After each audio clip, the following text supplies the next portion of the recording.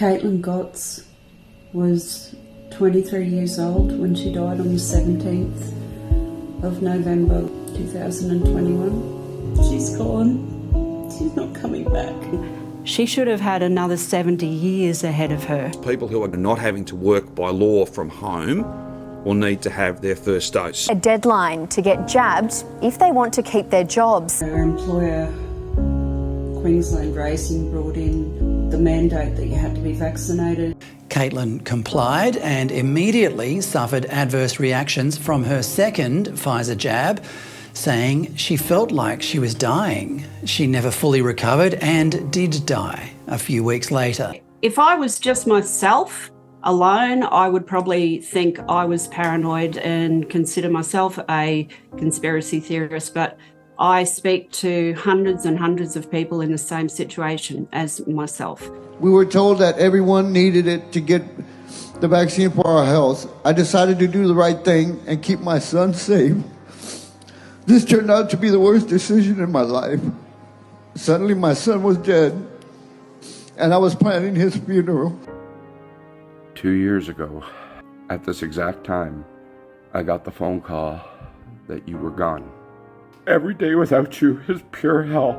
Before Maddie got her final dose of the vaccine, she was a healthy 12-year-old.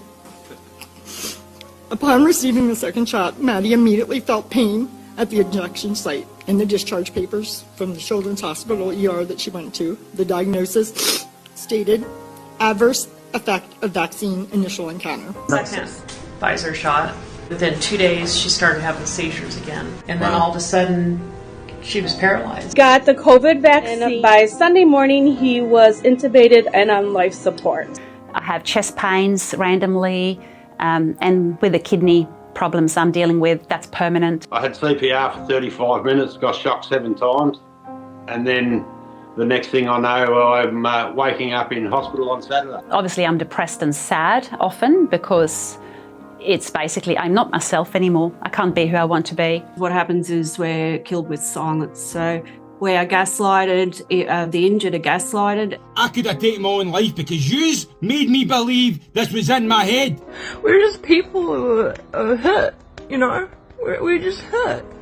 And we just want help. We're not asking for anything else. We just want help and to be heard. I am stuck in the past. He was the best son a father could ask for. He was my best friend. You were the greatest son any father could ever have. And if people could have spent one day with you, they would see why I'm so messed up. I love you. I love you too. My sons are ready to move on. I live with them at the moment, but I'm just looking at moving out so they have a bit more positivity. You know, life's pretty tough. Why can't they just admit what happened to my girl? We could see the situation where a young person or young people under the age of 40 lose their lives from a vaccine when they would be basically not getting very ill or dying from COVID. 90.5% of Queenslanders 12 years and old and over have received at least 2 doses of the vaccine. I cannot live with the fact that my girl was murdered. She was murdered. I had her, I raised her, I kept her safe. Justice. I want someone to be accountable. We're never going to give up. We're going to keep fighting. We're going to get the truth. I love you, Caitlin. I miss you so much. It's impossible to not be affected by a parent mourning the loss of a child.